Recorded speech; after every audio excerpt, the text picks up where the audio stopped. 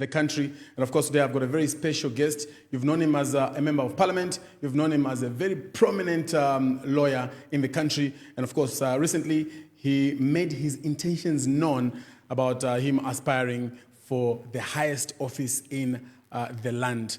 I'd like you to welcome Council Makebi Zulu, who's actually a PF presidential aspirant. Council, good morning and thank you for making time for us today.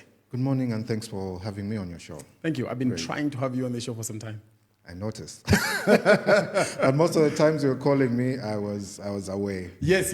Most of the time you would be out of the country. I was looking forward to this moment, and thank God it has come. It's finally here, and I'm also glad to have you here. Great, thanks. For our viewers, later on, we'll be able to allow you to be part of the show by way of calling in live. You could actually search for our Facebook page, Showstar's House.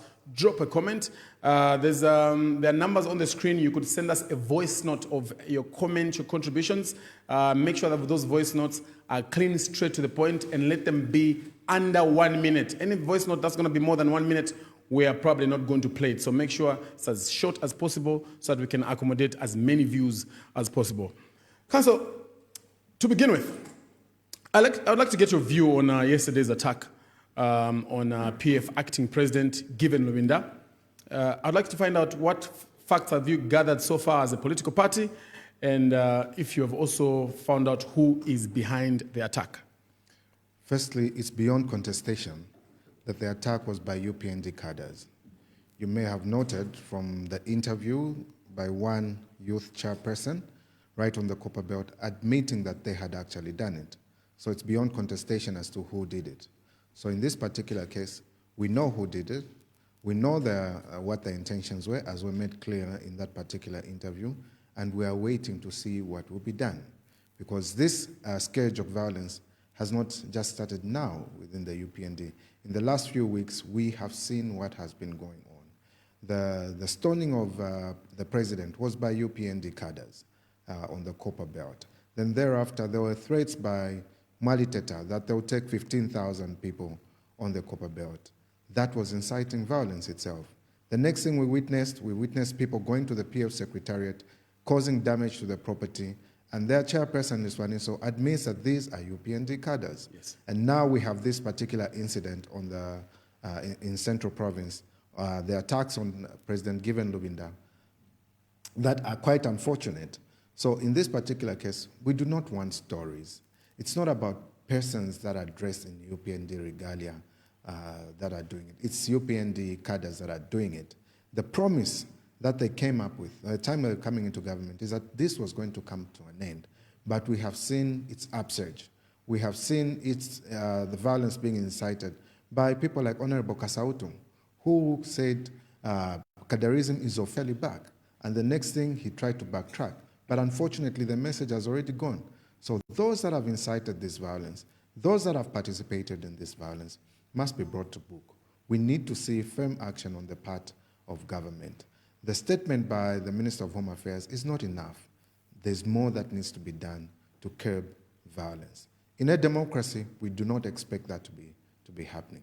And it's for that reason that we keep saying, why is there shrinking space in terms of democracy, respect for human rights, the freedom of expression, freedom of assembly, freedom of association? These are being diminished each and every day that passes by as we draw closer to the election. So you're not the first person I'm hearing saying that the statement by the Minister of Home Affairs is not enough and there's more that needs to be done. What are some of the things that people must begin to see being done right now for us to think, for us to be able to agree that the situation is being put under control? Well, we need to see them condemn violence outrightly. You saw what the president said when you heard what he said just after that stoning incident. The very next day when he was addressing his cadres, he said, "You remember I used to tell you not to participate in violence, but nomba vaya sana." What did he mean by that? What did he mean by that? Does it mean that he has backtracked on his word to stop his cadres from engaging in violence? Should we conclude that that's what he meant? Violence should be stopped, not because they are doing a favor to the Zambians, but because it is illegal to engage in violence. It is not a favor that he told his cadres not to engage in violence. It's because it's illegal to do so. The laws of our country do not condone violence. So it must be condemned from a legal perspective, from the fact that it is wrong, not as a moral issue to say, I'm a good person, therefore do not do this. But because legally, as a country, we've said no one should be violent against another. And that's the main reason we should be doing that. And the investigations that are being carried out by the police must be evidence-based. And so far, we have sufficient evidence that the persons that were involved were UPND cadres. We already have a witness in Lusoniso who said, those are my cadres, those are my youths, I know them. We already have a witness in that regard. So what is the delay? They need to move and curb this violence that is on the upscale right now. One concern that would be there is that Honorable Given Lumida is a presidential aspirant, just the way you are. So like you're probably like in the same space. Do you personally feel threatened that if you go somewhere to hold like these structural meetings that you usually have, things like that may happen to you? See, I'm not threatened by illegalities. That's what you should know. It's an illegality, and no one should be threatened by an illegality. But obviously, we'll have to take necessary measures in this particular case. I have just seen with a report from diggers where the police are saying, we did not arrest the abductors because we concentrated on rescuing Given Lubinda. Does that even make sense? Should we even begin to think about it? You go past the abductors, reach Honorable Given Lubinda, rescue him, and let the abductors go. And you say no because of mob psychology and things of that sort. Should that be the response? Should that be a necessary response? Do you think that would have been the case if the abductors were PF? Certainly not. We would have seen a lot of people being bundled and getting into police custody. And that is because we have spoiled the institutions of governance. And it's for that reason that we keep calling for reforms in the police. We recently had police deputy IG behaving like a cadre, basically campaigning for President Hakainde Hichilema. It is that cadre of police superintendents or police, the leaders in police, that this is scaling down to.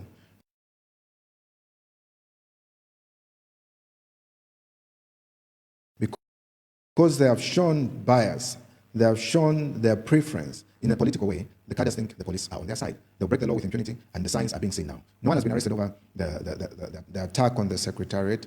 No one has been arrested over the attack on Honorable Given Lubinda. But some people have been arrested for throwing stones at the president.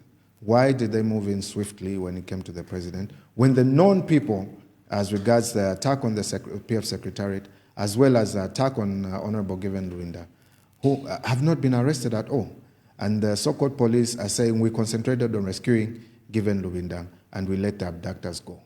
It's just not making sense at all. As we are going, you said that maybe in your space things like that could happen. What measures would you personally take to prevent things like that happening to you, especially when you move around? Well, personal security is very important, and the law allows each and every person to be able to defend themselves, to rebut an attack. Obviously, your response must be proportionate to the attack that is coming. So we are ready to defend ourselves within the legal means available and repel any attack proportionately. Proportionately? Proportionately. If they come with a panga, you show up with a panga? Well, if it costs for us to show up with a panga, then we do so. But the idea is to respect the law at any given time. Yes. Wonderful. All of you PF leaders and presidential aspirants are confident that the General Conference will actually proceed at the end of the month. Yet we know that the Chabinga faction is the one recognized by the Registrar of Societies. What we would like to find out is how then do you intend to proceed, especially with injunction obtained by the Chabinga faction? Well, as a matter of fact, we anticipate that possibly by the time we're having this convention, we'll have set aside that particular injunction, because we know that it was obtained, but there was no full disclosure on the part of the people that got that injunction. We have a matter that's ongoing in the High Court in Lusaka. They moved to Kabwe and obtained that injunction, which goes against what we already have in the High Court. We have since made an application before the Kabwe Court to discharge that injunction for failure to disclose material facts. And the material facts are that Chawinga is not the president of the party. Ngona is precluded from acting as Secretary General of the party, and the so-called convention and the appointments that were made by Mao Sampa has been challenged. Mao Sampa, in his defense, has admitted that the 23rd or 24th October 2023 conference was an illegality. What more can we ask for? So we have made that application, and we anticipate that the court will move swiftly and discharge that so that we can go ahead with the processes of picking a leader within the party. And if the court doesn't move swiftly, do you move the date back? No, the idea is to ensure that this is an urgent application, and an urgent application ought to be dealt with as such. And we have faith that it should be done. It must be done. We have to preserve the democracy of this country. We can't have the executive strangling the Patriotic Front Party. We can't have the judiciary strangling the Patriotic Front Party, as well as the judiciary strangling the Patriotic Front Party. Otherwise, they would all be participating in killing the democracy. More than 50% votes, to beat the incumbent. What gives you that confidence that you are the right candidate to beat HH in 2026 elections? Well, we're confident because we are truthful on our part. He's not.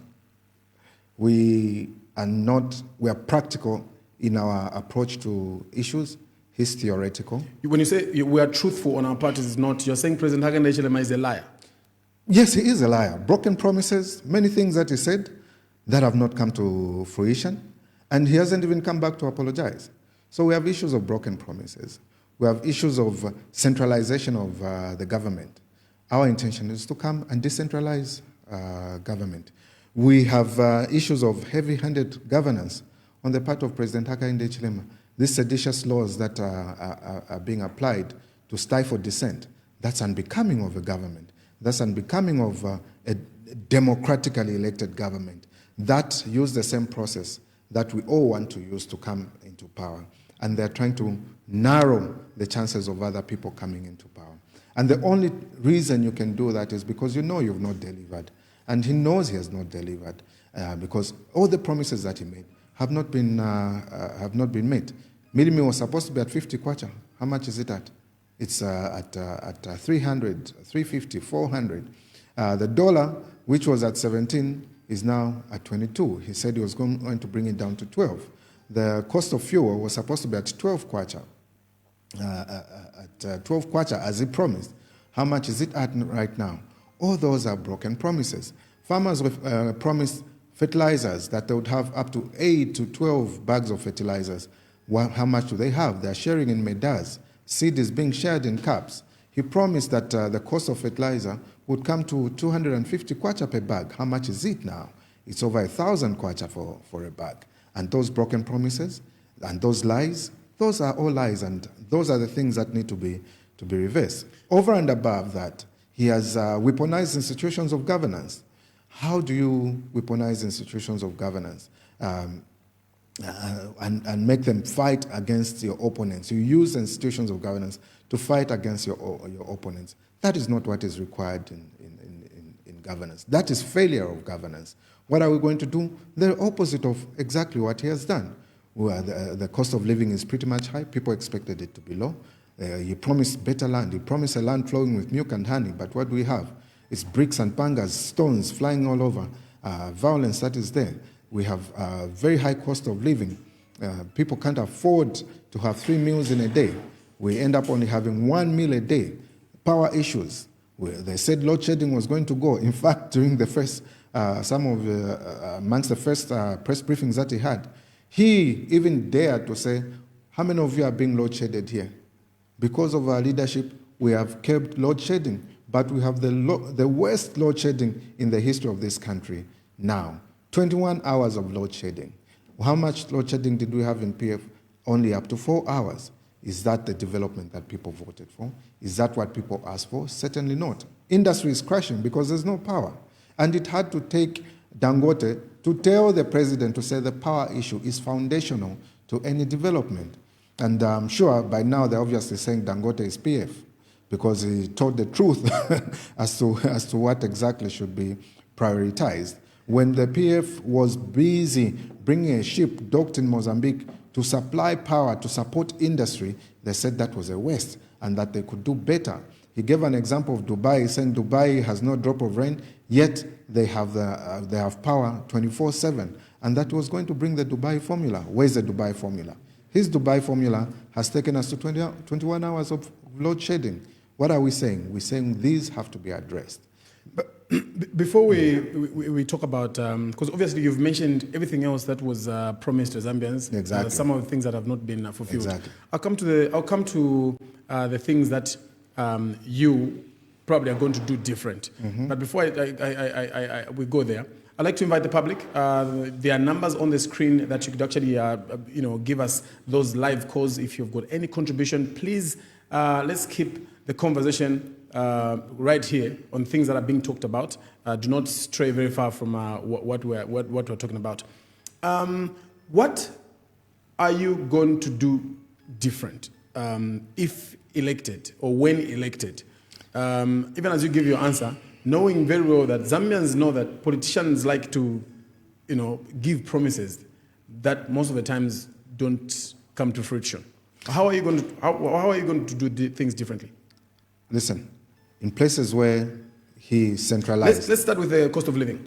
Cost of living. See, the issue of cost of living has to be dealt with depending on what is our comparative advantage as a country in terms of mining, agriculture, and all the other sectors. And the economy is always sector-driven. What sectors are we going to prioritize for purposes of improving the economy? And we're saying that, listen, you have concentrated on giving mines incentives. Why don't you give the Zambians those incentives, the tax incentives? And we're looking at provincial hubs. What is the comparative advantage of Eastern Province? Agriculture is a comparative advantage of Eastern Province. So if agriculture is a comparative advantage for Eastern Province, what are we doing about that resource in Eastern Province? How are we doing on food processing in Eastern Province? How are we doing in providing incentives for people to add value to the crop that they grow in Eastern Province? How do we increase production in that province? If it's the mining sector on the copper belt, how do we ensure that the local community participates? What we're seeing right now is that the local community has been taken away from participating in the mining sector. Taken away because all the supply contracts are being given to possibly foreigners or those people that are coming from Lusaka and are in government or aligned to the party. And what we're saying is that when we take over government, those contracts that the locals used to enjoy and participating in the mining sector, they will have them back. They will be able to participate. They will be able to seek growth in their communities. Communities can be made to be observers as the resources being moved from their locations to other places. What is it that's going to remain in the local communities to enhance their economy in those areas? All those are the conversations that we ought to be having. In terms of energy? Youth, yes, energy, will come to that.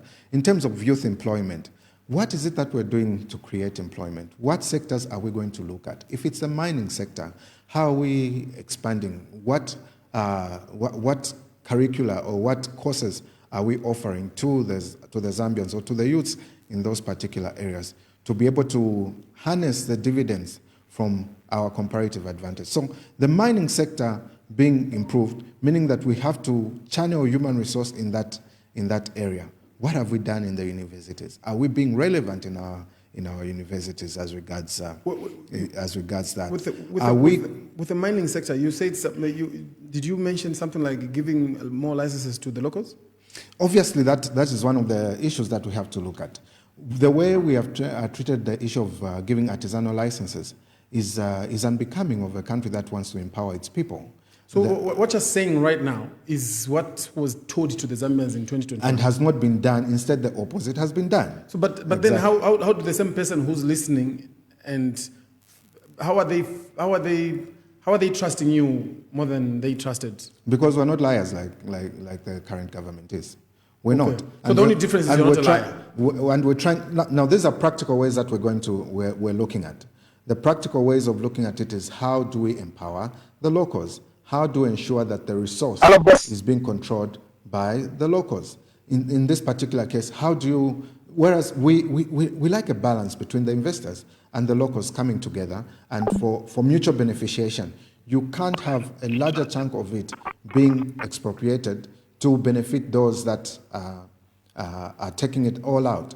What is the benefit of the locals in that regard? How are we connecting our youths to industry? How are we connecting the education sector to industry? How are we creating these linkages that ensure that the youths do not only have this theoretical approach, but they are also connected to industry? But industry will not thrive for as long as you've not sorted out issues of power.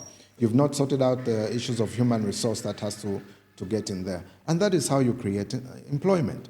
Attach industry to the education sector.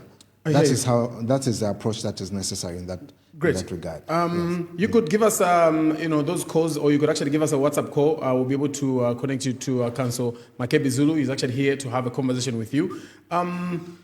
Earlier on, when you were explaining some of the things that are being done in the opposite, as opposed to things that were promised, you talked about how the democratic process that made HH to become president is narrowing down the opponents. Yes. One would argue that he was treated the same way by your political party. See, he was not allowed to campaign. He was not allowed to travel across the country. He was thrown in jail.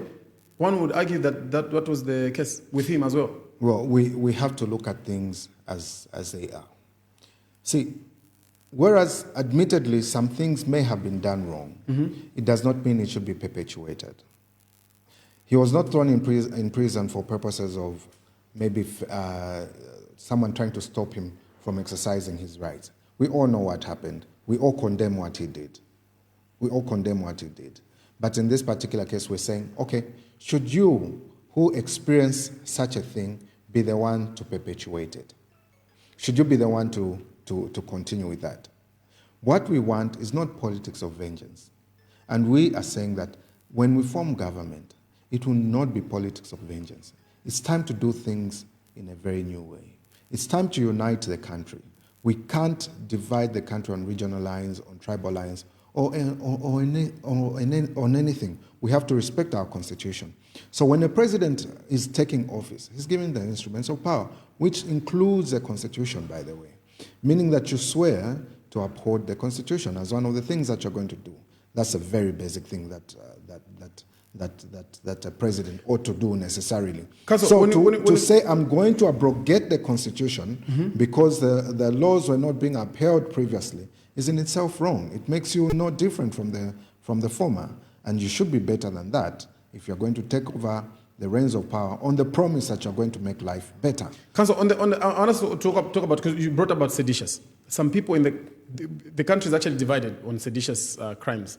Some people say it's like being used to cramp down on the other voice, the opposition voice. Yes. The opposition say, then the other people who are saying that people should not be out there, especially people with strong voices, should not be out there saying things they can't prove. Where do you stand? See, saying a thing you can't prove and seditious practices are two different things. They're two different things. Now, you tell me, what is it that the UPND cadres are saying which is different from what people that are facing seditious practices are facing? Why is it that only those that belong to the opposition or those that do not agree with government are charged for seditious practices? Brebna Changala is in court for seditious practices. Fred Membe is in court for seditious practices. Munia Zulu was jailed for seditious practices. Mawonga was jailed for seditious practices. Binwa Mpundu is in court for seditious practices. Rafael Nakachinda is in court for seditious practices. All those examples are only pointing to those that are in the opposition, those that do not agree with what the government says. People must have the right to think. They must have the right to express what they think. Even if you don't agree with it, you have to respect their right to say it. Now, the issue is we have decided that anything that we disagree with, anything that the government disagrees with, is seditious practices. Those things do not even threaten the allow me to bring in the public. Allow me not a problem. To bring the public. Great. Hi there, good morning. Hello? Hello? I may use this opportunity to finish my thought. Oh, yes. And the idea is to defend free expression fully, not in a way that only supports a section of people. That is the idea of constitutional guarantees. It was anticipated that any successive government would stick to this code, which we, the people, have said we're going to govern ourselves by, and that we're going to allow free speech, we're going to allow free thought, and we're going to ensure that we protect freedom of speech, freedom of association, freedom of expression. All those are things that we must have. So criticism, opinion, and open debate will remain things that are part of society, and those should not be curbed at all. They should be followed, and people should be protected and have the right to say whatever they want to say. I think we have. Hello, good morning. Hi there. Good morning. Hello. Good morning. We can hear you. Your name and where you're calling us from? Hello. Can you hear me? Hello. Caller can't hear me. Hi there. Can you hear me? 426096 Hello. Good morning. Hello.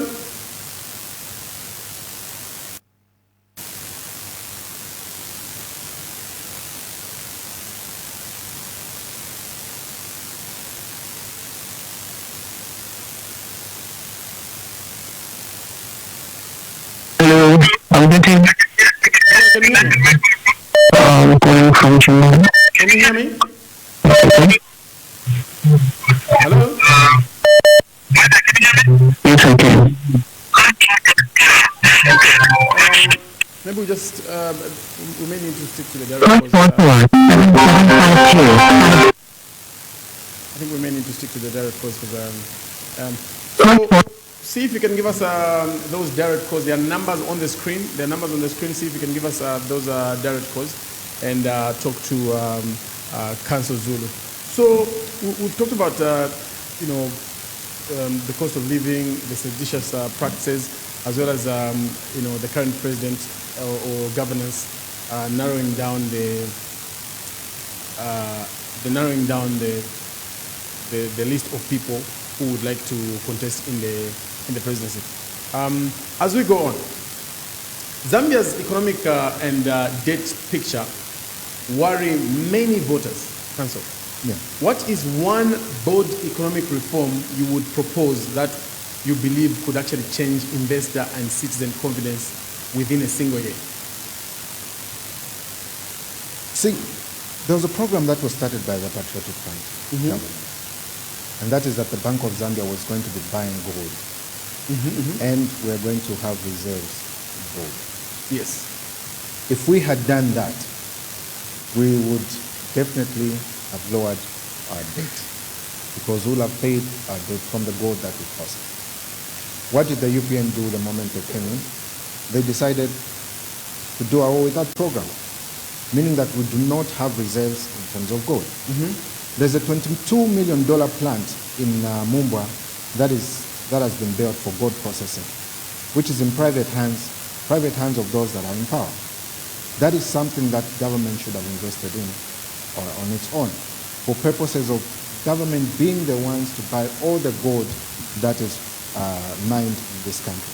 If we have government buying all the gold, Bank of Zambia buying all the gold, our reserves would be in terms of gold.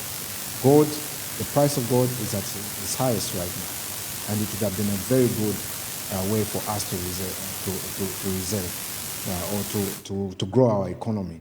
We should have been able to pay. So buy gold from our yes, from all our the gold that we have, we buy it as Bank of Zambia and have reserves in terms of gold bullions. If we have these reserves in terms of gold, they can only gain in value and not lose value, meaning that we'll have surplus. We'll have a lot of money. We have a much more stable economy because the prices of gold never go too low. There's always a balance. Now it's at its highest. We need to get dividends from that. Our positioning, even as a country, makes it good. We have good rains in most seasons. Yes. And we have 45% of the water bodies in the region. Why don't we harness this potential that we have and become a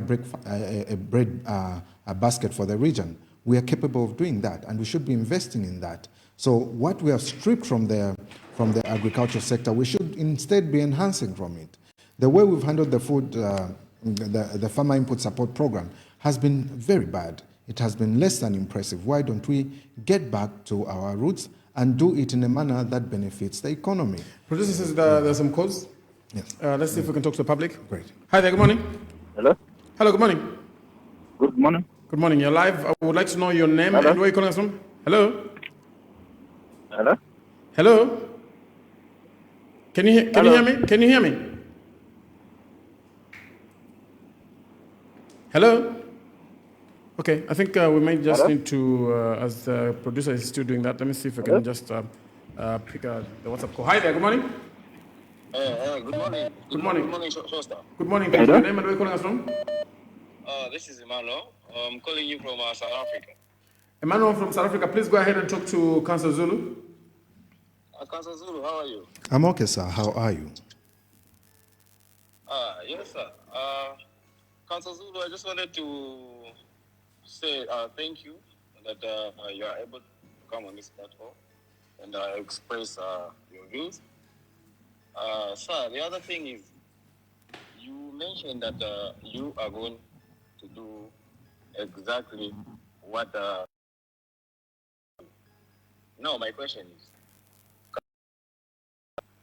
how are you going to do it? Because the government of the UPND, at first when they came, the reason why we voted for them is because they promised the Zambians,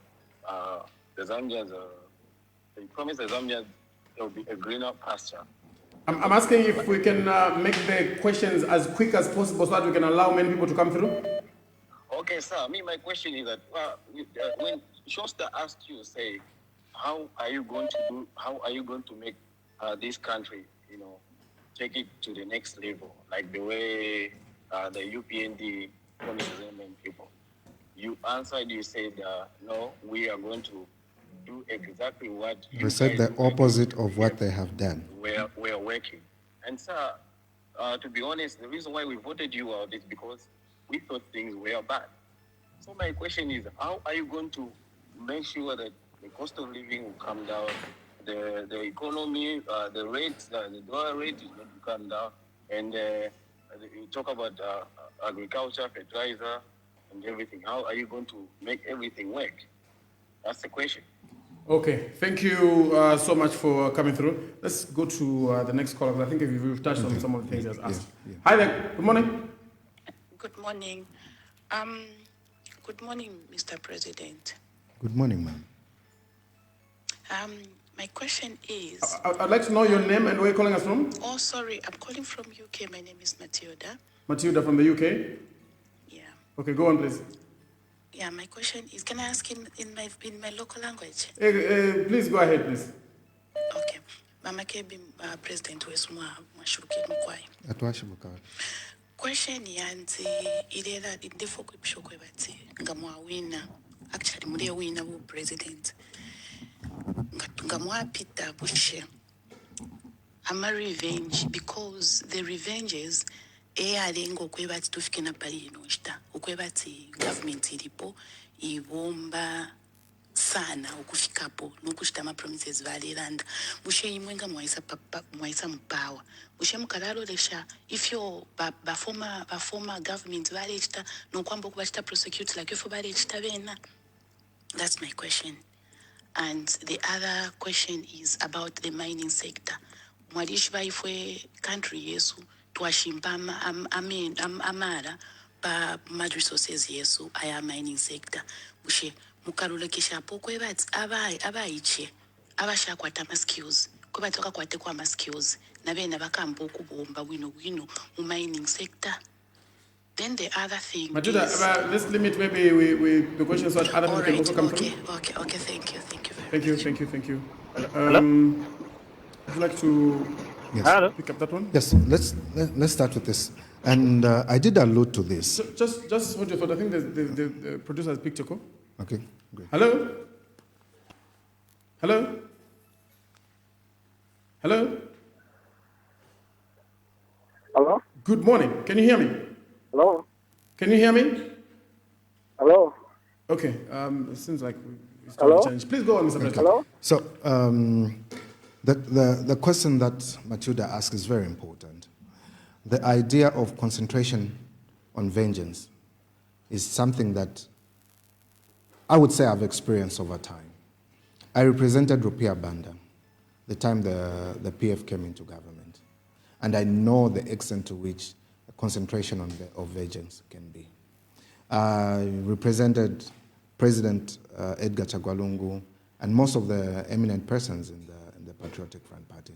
I know what vengeance is about. I represented most of the MMD people that were being prosecuted, and I know what it is about. This nation needs healing. We need to come to a place where we're going to say it is not fashionable that successive governments that live, or people that leave government should then be subjected to persecution or indeed prosecution. The president was bold enough in parliament to say we shall persecute and prosecute you, which is very unnecessary. Politics of vengeance need to come to an end. Politics of divisions need to come to an end. You think right now there's politics of vengeance? There is politics of vengeance, there is politics of division, there is regional politics. We need to stop this scourge, and it stops with us. If it can be done now, we have to prioritize that. This country needs healing. We can't continue on this path. We can't continue being regional in our approach to issues. We can't continue being tribal in our approach to issues. We can't continue being a people that look down on others that prosper in society. Since when did we make prospering an offense? Shouldn't we as government say, okay, this year alone, we want to make 100 Zambians millionaires in dollars? We know they may not have the capacity, but they can source outside for that capacity. So instead of giving this road to a Chinese, we'll give it to a Zambian. If this Zambian is going to subcontract a Chinese, well and good, but let's make Zambians rich. And let's not demonize Zambians for being rich, for making money. Let's give them the opportunities that they ought to be given. If Zambians are wanting to be millionaires in dubious ways, and if taken to court, is that persecution? Well, listen, the idea of Zambians being millionaires in dubious ways is because we have not enabled them to do it any other way. And that's why we're saying let's create an environment where we say, as a matter of policy, all government contracts will be given to Zambians. If Zambians want to partner with outsiders, let them do so, but what we must see is that there must be beneficiation on the part of Zambians. And that's what we're talking about. We're saying let's give opportunities to the Zambians. In the mining sector, as Matilda has asked, that's a comparative advantage for people on the copper belt. Make me understand. How are you? So you're talking about giving maybe big contracts to Zambians, and Zambians can subcontract other companies. Let them subcontract other companies. It doesn't matter where they get them from, but they will have been in control. And the reason you're going to do that is because you want transference of skills from those that are outside to the Zambians. Yes, Because start once they speaking. do that, they get to learn how it's done. When they do a job Yes, fully, they'll learn. Exactly, they get to learn. Let's include the And public. that's how we empower our citizens. Let's include the public. Yes, please. Hi there, good morning. Mwashukeni Mkwatu shuka bano tunaenda na nani? mlandana ba given within Lusaka. Wagiven nandani na vakanso.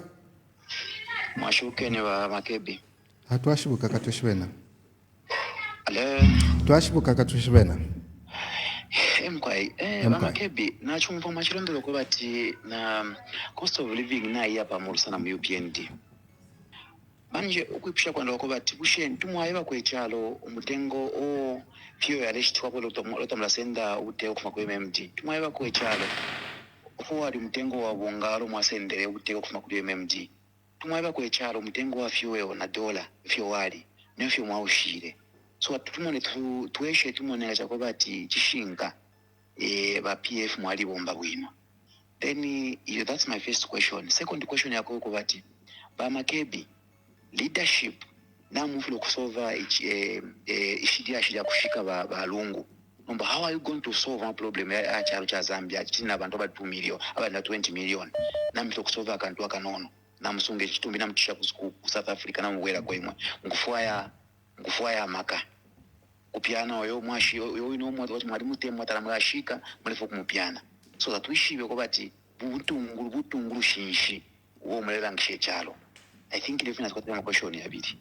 Okay, thank you very much. Perhaps before we get to the next question, I think this is very important. Okay, just take note, please. Great, I've thanks. already picked up the next call. Hi there. Hi there. Good morning. Good morning, thank you. Your name and where you're calling us from? Hello. Hello, you're live. Your name and where you're calling us from? Okay, this is Mr. Face Charles Mbewe within Lusaka. Mr. Charles Mbewe within Lusaka. Yes, please. Please talk to the PF aspiring candidates, presidential candidates. Okay, Honorable President Makebi MZ, good morning to you. Good morning. Yes, please. You know, all what you are saying, I don't know, my network, I hope you are able to get me. We can hear you. Please go ahead. All right. Okay. So, all what you are saying, President Makebi Zulu, is that these are the things that Zambian people are going through in these communities, in these compounds. The things that you have spoken are the things that people are asking you to come and help. For the UPND government has failed to achieve these promises. Please, Honorable President, we are behind you, and the Zambian people, the youth wing in this land, are following and are really asking you to come on board the way you have come out to help them, because you understand what is within the youthful wing. The elderly people that are behind us, we are asking you to come on board. Let's support the vision of Makebi Zulu, a man who understands what is going on in this land, the man who has a vision for this land. It is not the vision for his home like we are being governed with this current government. No, it's the vision of the land, the vision which is being understood by each and every well-meaningful Zambians. Honorable President, we are behind you and we shall fully support you as youth. Please be safe and be protected. Remember, Let's keep the speeches short. Let's keep the phone calls short so that we can allow more people. As I conclude, comrade, please be safe wherever you are. Be safe, be protected. We are dealing with criminals who don't want to see different visions, who don't want to see different people coming on board like you have done. So please be safe. God be with you. Thank you so much. Thank you very much. Okay. Please, let's respond to that call we received earlier on. Mr. Fresh, thank you very much for your kind words, and I must assure you that the vision for this country will only be met if we as Zambians come together and work as one. We have preached unity right from the start, unity in the opposition, unity amongst citizens, and focus on national development, not focus on individuals or focus on any other thing. So we'll try by all means to concentrate on what we are going to do for the Zambians and not engage in politics of vengeance, politics of insult, or any other thing. Now, it is said that where ignorance is bliss, it's folly to be wise. And I say so because a lot of people have given in to the propaganda by the UPND as regards the repatriation of the remains of the former president and the role that I have played in this regard. I am not responsible for the repatriation of the body into Zambia. I am not responsible. The ones that took the matter to court is the government. The government had enabled a settlement. That is not my role. If that was my role, the argument would be different. Now, you have a government that always shifts its responsibility on others. And using propaganda, they hope to govern. So this rule by propaganda, or this trying to rule by propaganda, is not for governments. Propaganda, leave it to the opposition. You as government stick to truth, stick to integrity. This whole thing is just simply as a result of propaganda. So when Yes. people like, you see this phone call that came, where people say, Makebi Zulu failed to bring the body. He failed to handle one small task. How is he hoping to handle the whole country? And that is where we're saying that where ignorance is bliss, it is folly to be wise. Because ignorantly, they think my role is to bring the body. They think my role is to negotiate to bring the body. That is what is being pushed into everyone's mind. But I'm independent of that. My role is to tell you that these are the thoughts of the family, these are the wishes of the family, and what the family wishes for is a dignified burial. What the government is proposing does not satisfy them to be a dignified burial. I will communicate that. You in this industry, you know what a spokesperson is. A spokesperson does not present their own views. No. A spokesperson presents the views of those that they represent. Yes. And they do not participate in the decision-making process.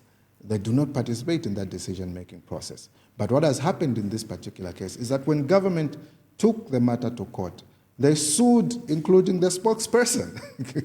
They sued me as well. They sued even Yes, I was also sued in the High Court in South Africa. So you see that this misunderstanding of my role by the government has been spread even to the public, and they're the ones that have been spreading that. That is not my role. That is not my role. So, Yes. like when you speak like that, from where I understand, and I understand you when you come on the live, when you come on TV, you're simply relaying the message that has been given to you. Certainly. You are not saying anything that you want to say there. No. So, if the family has said no to the next step, you're just simply coming and say, "Oh, the family has said no." That is the position It's of the not, family. it's not representing. It's any of your independent views. of my view. Yes. Exactly. Yes. So because this conversation has come up, there's a conversation that has been there for some time. My first question is it still the family's position that HH should not be anywhere near his predecessor's remains? Well, right now I can tell you that when I was coming on this show, it was not anticipated that I'll be speaking about that. Yes. Because it was not anticipated that I would be speaking about that. Yes. I did not consult the family whether it is an issue that I have to delve in. Great. I can only go to the extent of saying my role is this. Yes. As regards what the family view is, I did not get clearance to speak about that. So for that reason, I'm only emphasizing the point that my view in this matter does not matter. Great. So The you view only of the talk family- when the family gives you When a the go-ahead. family talks, I speak. When I'm going to come to a program such as this one, and you tell me we'll be talking about the family, I'll ask you, what do you want to know? Then I'll communicate. This is what they want to know. Then once I'm communicated to, I get to the show and tell you, this is what the family Great. said. I'm I do gonna- not have that clearance. I hear you. Thank you Yes. very much, and I understand. Thank you. I'll ask you a general question that concerns you being a knowledgeable person, because you're a lawyer. Yes, please. Conversation around this has been that a state funeral, we can even have this conversation in a hypothetical scenario. A state funeral cannot be had minus the president attending in a case where a predecessor died. This is not me telling you, this is what I've gathered somehow in where I move around. Some people say a state funeral cannot go on minus the president attending the state funeral in a case where a predecessor died. So the commander-in-chief must attend for it to be a state funeral because, I'm trying to paraphrase and quote some things I hear, because there'll be, the person who died has friends in higher places who will come to, some of them will be invited, others will request to attend the funeral, so they'll come. So the question has been, how do those other presidents come to attend the funeral and the current head of state is not at the funeral, he's probably at the State House and the funeral is happening somewhere else? From your own understanding, in a hypothetical situation, we're not talking about the Lungu situation because you have not been given green light to talk about it. It will be very difficult to speak of it in a very hypothetical situation. But I can ask you this. When Mwanawasa died, which president attended that funeral? Because we had not yet elected. When Sata died. That was the incumbent who died. That was the incumbent who died? Yes. When Sata died, which president attended that funeral? When Sata died, he was the incumbent. I'm talking about like the predecessor. And exactly, I'm telling you, you are saying... So when the incumbent dies, you don't have an option of a sitting president. You are saying you can't have it without a president. That is exactly what you're saying. Mm-hmm. And I'm giving you instances where we had it without a president. There was a person who was acting, superintending over the same. Now, the aspect of a funeral is a private matter primarily. And in this particular case, there are wishes that have been expressed. And wishes that have been expressed ordinarily ought to be respected. It happened in Zimbabwe. When President Robert Mugabe died, what was the case in that particular country? He did not attend, simply because the family said he should not attend. How many people have been given state funerals? Ministers die and they are given state funerals. Presidents don't necessarily have to attend all of them. They don't attend to all of them. Former ministers have died and presidents don't have to attend to all of them. And yet they are given state funerals. So we cannot say this is going to happen because the so-called commander-in-chief has to be there. This commander-in-chief is commander-in-chief of the armed forces, not commander-in-chief of funerals, of funerals. No. He's commander-in-chief of the armed forces. So a representation, or indeed someone to represent government in that matter, can be allocated. But this is a matter, like I've told you, that I would be precluded from delving into the actual details. I hear you. But you asked it hypothetically, and I have answered it in a manner that I think really makes sense. And anyone who talks about it should be able to do what was done. In the case of Simon Mwansa Kapwepwe, we had Mlenga Kapwepwe on one of the shows, busy explaining how it ought to be done. We had Akashamba Mbikusitalewanika saying how it ought to be done. There are a lot of authorities that have commented on this particular matter, and those can be referred to for wisdom and guidance as to how this must be done. It's not a contestation as to who wins and who loses. And it has never been a contestation of who wins or who loses on the part of the family. It has just been about what will amount to a dignified burial. Let's talk about simply that. Let's talk about in the past when you were given a green light to talk about the funeral. All the funeral wanted was for the current president not to attend the funeral, and the body would have come, isn't it? That was one of the conditions. One of the conditions. Yes. Okay. You can give us a call. There are some numbers on the screen. You can give us a live call, and if you have any contributions or any questions for Council Zulu, you may come through. Hi there. Good morning. Hello?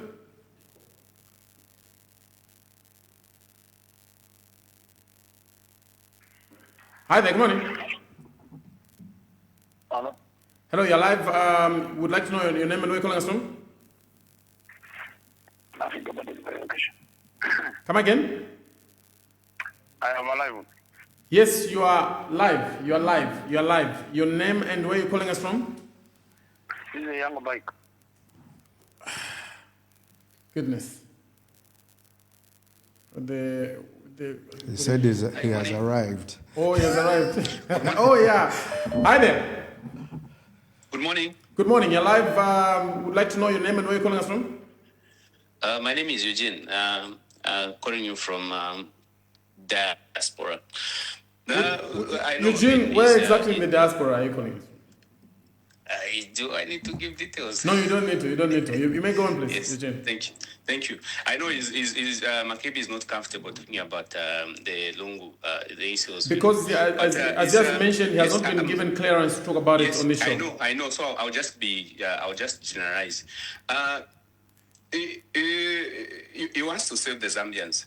As he asked Zambians what they want, because we've had 5 funerals in Zambia, and we know the tradition. The state funeral for the president, for the vice president, is conducted by the defense forces. The families, it's just a ceremonial thing that they come in, but all the details are done by the defense forces. So if you want to save the Zambians want ECO to be buried in Zambia. So how do you deny them that opportunity, all because of one man? Who has denied you can't them? Sacrifice Who has denied Zambians them? all because of HH. No, you need to weigh the two. Who? The greater good is to save the Zambians. So Yes, the question you can't deny. When you say how do you deny the Zambians, Council is asking who has denied the Zambians. If the family says we agree that our former president must be buried in Zambia, all we ask is that President HH agrees not to attend the funeral. What is the problem there? No, you can't put up that. You can't put up that to say. I mean, you can't command to say he shouldn't attend. I mean, that's just confusion. Imagine if HH doesn't attend, he's at home. How will the Zambians see? You are disrespecting the president. No one will respect it. I'll give you a scenario in the Bible. In the book of Esther, when the queen rejected the request which was made by the king was advised to say, no, such a thing should not be allowed. This king should be removed. So you can't disrespect the president in that manner. I mean, should we hold on to Isio's remains for 5 months or because HH shouldn't attend? Or we should stop him? No. We need to weigh which is more important, allowing HH to attend or barring ECL. Barring ECL is more important than HH attending. So even if HH attends, that is insignificant. What is important is to bury ECL. We can't keep him for over 5 months. Mr. Eugene, I want to answer your question. That is the more important thing. Mr. Eugene, before you go, yes, yeah. Okay, Mr. Eugene, just hold on. Mr. Eugene, I want to answer your question, and I want to answer your question in a very honest way. But I need you to make this very clear. Do you know the term spokesperson? Is the question? I can't hear. Do you know the term? Do you understand by the term spokesperson? Do you know what it means? Yes. What does it mean? What does it mean? To speak on behalf of. Thank you very much. I will not answer your questions. Thank you very much, Mr. Eugene. Have yourself a wonderful day. Hi there. Good morning. Hello, good morning. My name is Irene. I want to have a contribution on the call program. You said your name is who? Irene. Irene, where are you calling us from? I'm calling from London. London, okay. You may go on, please, Irene. Hello, good morning, moderator, and good morning, Mr. Makebi Zulu. Good morning, ma'am. My name is Irene Moore. I'm calling you from London. Okay, you may go on, please, Irene. My question to you is, we have a generation on the Copper Belt and the current Zambians that have missed out on a good life because of the closure of the mines. I worked on the Copper Belt, and I can give it a good story. What plans do you have for the mines? Because I visited Mofulera visiting family because I lived there, and it's a disaster. People are suffering. My main question is, what will you do for the mines? Because that's the breadbasket for the country. Thank you. Irene, thank you so much. Council, just take note. Let's move on to the next call. That's fine. Hello, hi there. Yes, good morning. Good morning, thank you. Your name and where are you calling us from? Anonymous within Zambia. Anonymous within Zambia. Anonymous, Good morning, you may please go on. Okay. Good morning, sir. Sure. So my question, I just have 2 questions. So I wanted to find out, PF is under court right now. What will happen if the PF rule and case contains being in court, meaning that it won't put through the ballot paper? Are you going to open your own political party, or you support another political opposition party in Zambia? And then the other question that I have is your presidential ambitions derived from the angles of Wise's death? Thank you. Thank you. If we can answer this question. Yes, and to address that. So, The idea of seeking presidential office is in no way connected to the impasse. It is an offer for service to the Zambian people. I'm simply offering myself to say, I think I have what it takes to run the country. Following what has happened, following the manner in which we have been governed, and from my experience as a provincial minister, where I was running the whole province, and from what I have learned over the years, I think I'm able to offer this service to the Zambian people. Not being carried on anyone's back, but being my own person. Being my own person to say, these are my credentials, this is what I'm capable of, this is what I see the future of Zambia to be, a future of Zambia where governance is not by a matter of vengeance, seeing that the institutions of governance must be independent. We have to restore trust in our economy so that people are able to invest, and we must ensure that the economy benefits the Zambians. That has got nothing to do with any conflict that may be subsisting anyway. It has got nothing to do with that. What is it that the Zambians need? There's a very important question that has been raised here as regards the mines on the copper belt. What is it that we can do right to reinvigorate the economy of the copper belt, to derive the most benefits from our mines? Why is it that we have people that are participating in mining and they'll go on for 20 years and every year they keep posting not having made profits? There's something wrong. Otherwise, they would have closed down, they would have left. But why is it that they're still here in the name of wanting to make profits? They're not making profits yet, year in and year out, they're still in. We need to interrogate this issue and deal with the issues of transfer pricing in the mining sector. We need to deal with the issues of participation of the locals in the mining sector. We need to deal with issues of there being a balance between what an investor gets and what our economy benefits from that. What is the local beneficiation of the people? What is the cry of the people in Senseli? They've been excluded from the resource which they think they ought to benefit from. And that is what we're saying we should be talking about. What is happening in the agricultural sector? Why have we mismanaged our food system in the country? Why is the cost of living so high? These are questions that are going to save the people of Zambia and not any conflict anyway. And we are saying these are the questions that we need to address. And when we address these things, we'll enable the Zambians to live a better life. That is what we're looking at. Yes. Eda Ono talked about how many Zambians distrust political promises. Yes. How would you measure and report progress transparently if elected? And what penalties should exist for failure to meet public commitments? Well, so especially on the penalties. Yes. Do Zambians, apart from waiting for 5 years to vote you out, do Zambians have a way of punishing you if you're not delivering on the promises you made? Currently, unfortunately, the only punishment you get is people losing trust in you and kicking you out in the next term. Because it is anticipated that within the tenure of 5 years, you'll have made substantial progress towards the fulfillment of what you promised to achieve. Now, it is not the issue of the systems failing, it is the issue of the leadership failing. And that is why we change leaders. That is why we change leaders.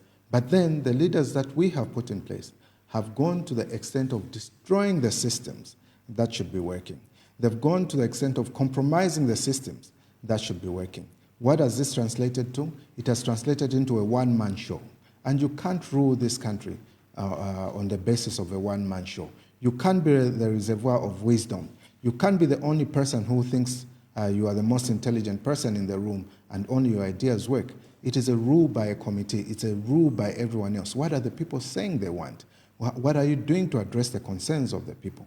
Those are the discussions that we ought to be having. Council, you are a top lawyer in the country. Do you think the current constitution gives the president too much power? And do you think that needs to be regulated somehow? I think the current constitution makes room for the president to abuse his power. And the abuse of power is not using the power properly. In this particular case, why is it that in the shortest period of time ever, we have seen the most judges being fired? This is the president who has fired the most judges than all the presidents combined. And that has tended to compromise the independence of the judiciary. If you had a chance, would you support a constitutional review, and what are some of the things you would change? If given that chance, the first order of business, you don't attach constitutional reviews to an election. You don't, as has been done as regards Bill 7. It is only being done to try and increase chances of remaining in power. That is the only reason. That is the agency that you see with which they want to move with Bill 7. And every well-meaning Zambian should be able to resist this temptation to amend the constitution at this point. Perhaps it should be the first order of business. What kind of governance system do we want? I'm of the view that we need to amend our constitution to the extent of having a human rights approach towards development, where development is given to the Zambian people, not as a favor, but as a right. We need the right to education being enshrined in our constitution, so that people do not show up and say, it's a favor that we're giving you free education. It should be as a matter of right that you are getting that education. It should not be a favor that you're being given clean and safe drinking water. It should be a right that you must have to say, I must have safe and clean drinking water. And that responsibility must be put on government to provide that. It should be a right that you must have access to decent housing. It should be a right that you must have access to food. So what are the social safety nets that we're going to put? And if we're going to put the social safety nets that are supposed to take care of our people, are we doing it as a favor or as a right to our people that everyone is supposed to live a decent life? Politics is about human decency. And if we forsake human decency, then we might as well not be in politics. And the law that we put in place is one that is intended to enhance human decency, not to take away from it. And that is what we should be doing. A human rights approach towards development is very important, meaning that we need to enhance the people's rights, not take away from those rights as this government has been trying to do. We need to amend not just the constitution in the parts that can be amended. We need to go for a referendum. How do we enhance the people's rights so that we can include the right to education, the right to health, so that when the government comes and builds a hospital, it's not a favor. They're building it because they're supposed to. Let's add in the last round of calls. Yes. Hi there. Hi there. Good morning. Good morning. How are you? Great, thank you. Your name and where you're calling us from? I'm calling from Chingola. My name is Azimba Stephen. Mr. Stephen from Chingola, please make your contribution as quick as possible. Hello? Yes. I want to ask two questions to Mr. Zulu. Go on, please. First thing I can say, if I have been told like vote today, I can vote for UPND. For the reason is because I don't want them to come and say, oh, these are the ones who made these things to happen. So the two question is, what is the solution to these power issues that we are having, Mr. Makebi? And another one, to all the presidents sector. I thank you. What is your other question? Yeah, I think it's actually gone. Yes. Hi there, good morning. Hey, good morning, Mr. Showstar. Good morning, thank you. You're live. Your name and where are you calling us from? I'm Matthew within Lusaka. Matthews, go on, please. Hey, twebere niko bamdala bo ikitumbi balete bantu bashike na imwe. Yakwa baba tuambo kula piano mundu kamula shika. Okay. Okay, let's deal with the power issue. Let's pick the last one. Hi there. Hello. Hello, good morning. Good morning, thank you. You're live. Your name and where you're calling us from? My name is Matthews. Matthews, where are you calling us from?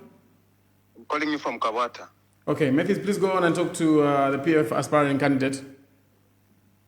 Mr. Makebi, Honorable, how are you? I'm okay, sir. How are you? Hello? Go on, please. It's okay. Please go on with your contribution. Okay, what I want to say is that PF is a democratic party of where democratic views are respected and upheld. So what I want to put across is that even as we can have, there are a lot of differences that are there in the party. But once the convention is held and the leader is chosen, certainly peace is going to be instilled in a lot of people. So all we are waiting for is for the convention. Then I want to see Honorable Makebi to stand on that position as a president for the PF, because he's coming from a background of where he doesn't have any vengeance against anyone. All he wants is to install democracy. For as you know that his background is from that of a lawyer. Lawyers have never disappointed us in this country. They have ruled this country, putting in mind that it's a democratic nation and people's views are respected. So I want to say thank you for hosting Makebi Zulu, and even the way he's articulating issues. I think a well-meaningful Zambian must be able to say, indeed, there's too much wisdom in Honorable Makebi Zulu. I thank you. Thank you very much. Honorable producer says we pick up this call. Hi there. Hello. Hello, good morning. Morning, how are you, sir? Great, thank you. Your name and where are you calling us from? I'm Mr. Teska calling from Matero. Mr. Who? Mr. Teska calling from Matero. Mr. Teska. Yes. Go on, please talk to council. Hello? Please go on, we are listening to you. Okay, good morning, Mr. President, Mr. Zulu. Good morning, Mr. Teska. All right, good. Okay, it's just a simple advice that from this conversation, it's just a simple advice to you opposition, please. This time around, already you have favor from us, the people who are suffering in this country. Out of this conversation, me what I can just advise you opposition, you get united and please work on the security of votes. You have to make sure that you have security so that that time when it comes, at least people will secure the votes, because we have criminals and UPND who are cadres. They are not even cadres, they are hardcore criminals. So if you want to secure the votes, we people, we are ready to vote for you opposition. But if you don't have security to secure the votes, then you will cry, you will let us down when that time comes. So this is what I can just advise you, Mr. Zulu, to be hot. Thank you. Thank you. If we can start with this one. Yes, let's start with this one. Is there a plan to secure the votes? This is very important, and it is the responsibility of every Zambian to protect their right to vote. The reason we vote is to choose a leader, and to subvert that right, to do anything else that seems to take away that right to vote, and that your vote be reflected as it has been put, is actually a crime against the state. That is sabotaging the state. That should be a treasonous act, because you are going to have an illegitimate government. What gives any government legitimacy is the vote. So the right to protect the vote is on the shoulder of each and every Zambian. It is not just for the opposition. We need to take necessary measures. Make sure that the monitors that are there are well aware of what they're doing in those particular polling stations. Make sure that all the attendees in there, all political parties, have their people who are educated well enough to know exactly what is going on in a polling station. That is going to be very important, because that is part of the democracy that we have chosen for ourselves, and we need to protect it by any means necessary. The desire to steal votes or to rig an election is undemocratic in essence, and it amounts to a coup on the rights of the people, and that should not be the case. And we hope that there are no such plans. But even if those plans are there, they will not succeed, because we shall have a watchful eye over the next election. And there was a question of power, and I keep referring to this. The time we were in government, we tried to set up or to decentralize how power is produced. For example, we put up Lesoasi Dam in Central Province. This was intended to take care of the power for Central and Mchinga provinces. Iteshi Power Generation Plant was intended to supply power to the Southern Province, Western Province, and part of Central Province. We had the Katete Wind Energy Project, which was intended to supply power to the Eastern Province. And the Chongwe Nuclear Power Plant, which is there, we trained people to run it. That nuclear power plant, the whole project came to a standstill. That was supposed to provide power for Lusaka and other areas. And if we had done so, we know that industry would have kept running. We had the Kabompo Power Plant project. This was meant to supply power to Northwestern Province. We had the Luapula Power Project, intended to supply power to Luapula and Northern Provinces. Then the Shiwa hydropower upgrade from Mchinga Province. We had these projects that were supposed to provide power to Mchinga Province. Now, Dangote even comes and even tells us how to use our resources. He says, listen, you have coal in this country in abundance. Why don't you set up thermal power projects? And I can tell you that if we decided today to say we're going to set up a thermal power project, within a space of 3 years, the thermal power project will be up and running. And the costs of that will obviously have to be recovered from that very project. We have sufficient resources to be able to invest in power and recover, and be able to recover and have all industries running. Because if you kill your industry by reason of absence of power, you kill the economy. And that was put succinctly by Dangote when he visited the president. I only hope that some wisdom was gotten out of that speech. And that is how we intend to address. There's a question I want to play, yes, but before I get there, because of the internet right now, yes, people will be able to voice out, and some voices will say things that you do not agree with. Yes. Once elected, how are you going to protect free speech whilst also keeping dangerous information, especially in the media space? To start with, this Cybersecurity Act that was enacted needs to go. It must go. Because it goes over and above the issue of securing free speech. The Cybersecurity Act that was before, the predecessor Cybersecurity Act, was intended and pointed at issues of bullying over the internet. This one goes further to keep free speech. It goes further to invade your privacy. As a matter of fact, you mean the one that was intended by the predecessor is different from the one that was enacted? It's very different, because this one now, they have the right to get into your phone. They have the right to be listening in to this conversation right now using your phone. It gives them that power. They have the right to say whatever storage that you have that is IT related, you must be able to give government access to that, to the storage of that information. Any information that you have, you must be able, if you're going to have any storage facility of any information, they must have the ability to hack. They are telling you when you put CCTV in your private home, they want to be able to access your CCTV.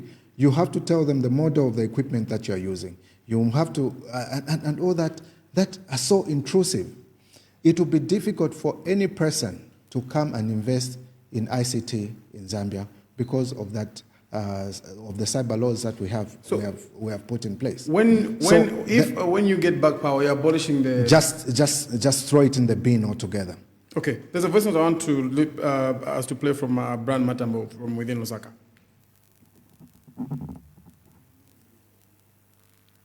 This big contribution. So,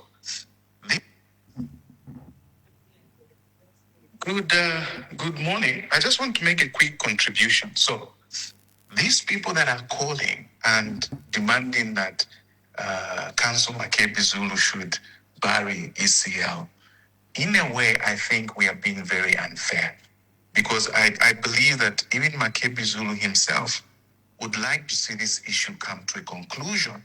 Unfortunately, There is the case of Hakainde Hichilema not being present at that funeral. And people are ignoring that and putting the pressure on a man who's merely a spokesperson is very interesting to observe, actually, because I think we're missing the point. So what I would like to suggest, really, is that we look at what the facts are.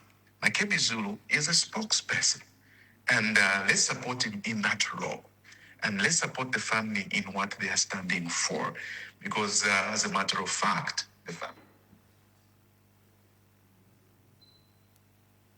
insisted that they would like former President Edgar Chavalumo to be buried in a certain manner in the absence.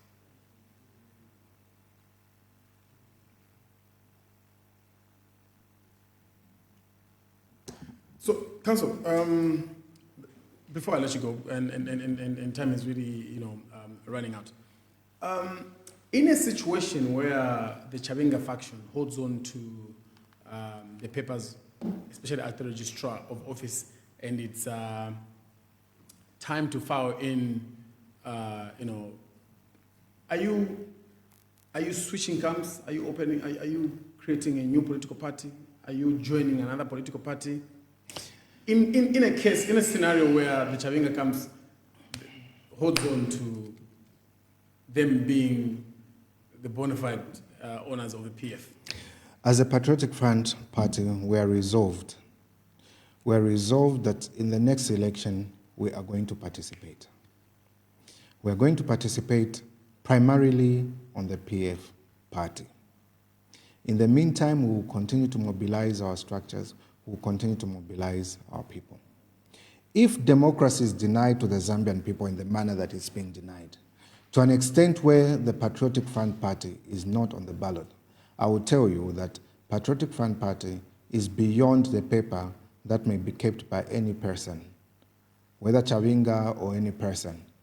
Patriotic Front Party is a movement of people. And wherever this movement is going to say we'll move in this direction, we shall move as one. So Patriotic Front Party as a movement is not being disadvantaged in any way.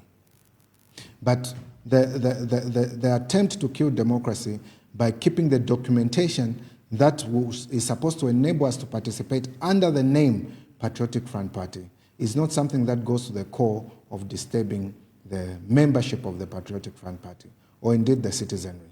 So all options are on the table. We'll keep those options of Zambia is laid aside, and to a place where we focus on developing the Zambian people. And we are going to do this if we concentrate on the right sectors of our economy. We need to improve in the mining sector. We need to improve in the agriculture sector. We need to lower the cost of living in our nation. We need to ensure that our cooperative movement benefits the people of Zambia. We need to ensure that our laws protect us, the people of Zambia. We need to restore democracy. We need to restore the respect of for human rights. We need to restore the rule of law. We need to ensure that institutions of governance are independent. The manner in which we appoint people like the police inspector general needs to be relooked at. We need to ensure that the office of the ombudsman is independent and reports directly to Parliament the way we said they should. We need all this to be made functional. The office of the ombudsman must be made functional so that accountability is number one on the agenda. Integrity must be preserved.